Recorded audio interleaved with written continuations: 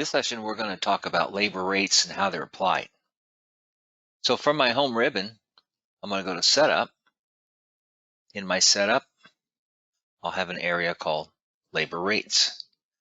So labor rates are just what are my rates per hour that I'm going to charge on a job or multiple jobs. You can have as many different rates that you want. And on this particular occasion, I have 4 different rates. If you wish to add any rates, it's real simple. You just come up to the top ribbon, you click on Add, put a little code in. So let's say I want to have a 5th rate. What do I want to call it? Maybe I'm going to put an employee rate. And how much is the rate per hour? Once I hit OK, it adds it to the list. Now these rates can be arranged in whichever order you want. So if I wish to click and drag it up, I can do that, change the order. So you set these however you like. The key component that you have to remember here is whatever is first in the list is going to be your default labor rate for your customers. So whatever is first in the list at the top of the list here is going to be your default. Once you have them arranged in the order you want, you click on Save, and then you have your labor rates in the system. So let's go look at how they're set up. And the easy way to tell is go to the contacts. So I'm going to go to contacts. I'm going to go pull up a customer, Mr. George Jackson here, and let's see what we have for him. So here we have a customer. This customer brings me several vehicles. If I click on Mr. Jackson, right click and do Edit, and I go to Details, Discount.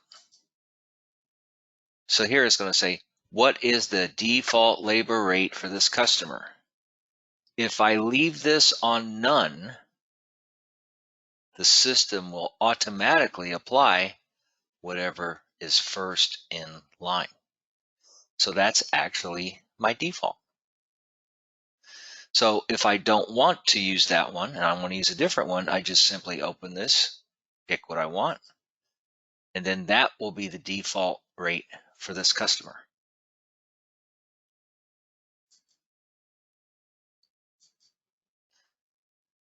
Now there's another place you can do this. So if I leave this on my standard default,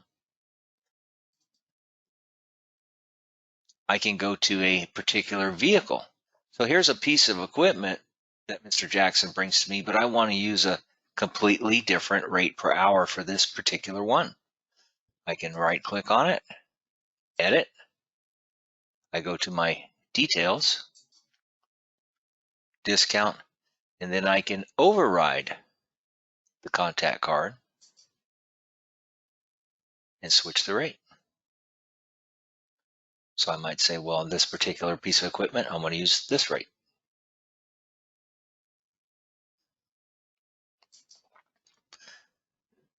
So anything Mr. Jackson brings to me will use the standard default of 103, except for the conveyor.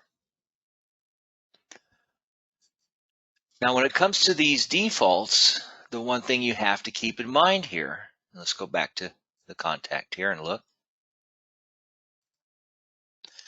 There's going to be 2 things that will actually override this, other than setting a vehicle up separate. The first thing that will override it would be a fixed rate or fixed total on a service package or an inspection. So for example, if I go set up a service package or an inspection with a fixed rate or fixed total, in other words, a rate per hour that is different than my default, it will override this default, and that's what it will use. The second thing that will override is a pricing profile. So for example, in my system, I have a fleet profile. What that is a specific rate with a discount. So if I apply the profile, it will automatically override all the defaults. So you have to be very careful when you do this. Be mindful about how you set this up. So let's go look at how this works on a work order.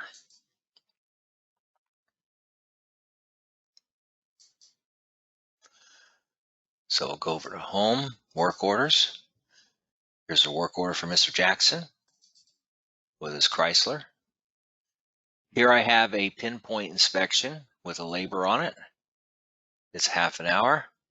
My rate is $99.90 per hour.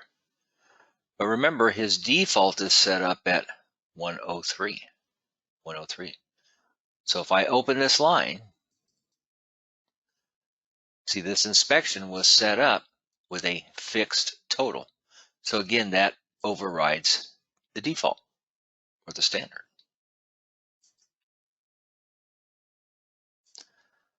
All that means is anytime I use this inspection, it's going to use that specific rate for that fixed total amount. Any jobs I add will automatically use the standard rate. So knowing how these rates are set up and how they're applied to the various customers and vehicles makes it a little bit easier to understand how it's going to work on your work orders.